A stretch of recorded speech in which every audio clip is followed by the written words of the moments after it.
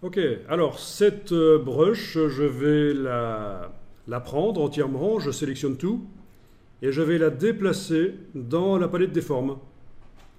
Donc une fois que c'est sélectionné, vous la prenez, vous la déplacez dans la palette des formes, et vous avez un panneau qui apparaît, qui vous demande quel type de brush vous voulez faire. Et ça vous propose de faire une brush diffuse. C'est absolument pas ce qui me convient ici, donc je ne choisis pas brush diffuse. Je suis en train de faire une forme artistique. Une forme artistique, c'est une forme qui suit le trait de pinceau. Donc choisissez forme artistique, OK. Et vous avez les options de création de brush artistique qui apparaissent. Alors, ce qui est important ici, c'est le sens de la brush. Si c'est pas bon, si vous l'avez dessiné dans l'autre sens, ben vous faites aller la flèche dans ce sens-là. Donc c'est le sens de la pousse de la branche en fait. Hein. Voilà. Et si vous l'avez dessiné vertical, il faudra faire ça. Vertical vers le bas, il faudra faire ça. Bon, il faut indiquer dans quel sens la brush va être utilisée.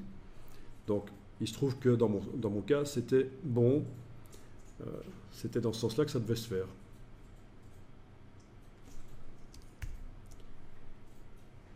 Vous avez trouvé ça où, sur une forme artistique?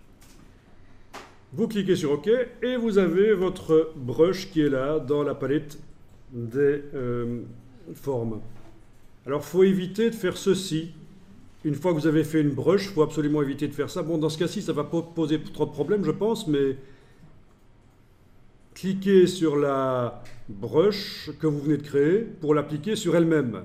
Ça fait un truc bizarre. Et parfois, quand la brush est très complexe, ça fait exploser Illustrator. Vous en avez pour 5 minutes avant qu'il réponde. Et il faut relancer l'application. Donc ça, c'est le gros piège. Ici, je l'ai fait parce que je savais que c'était une brush très simple et que ça n'allait pas poser de problème. Mais j'annule.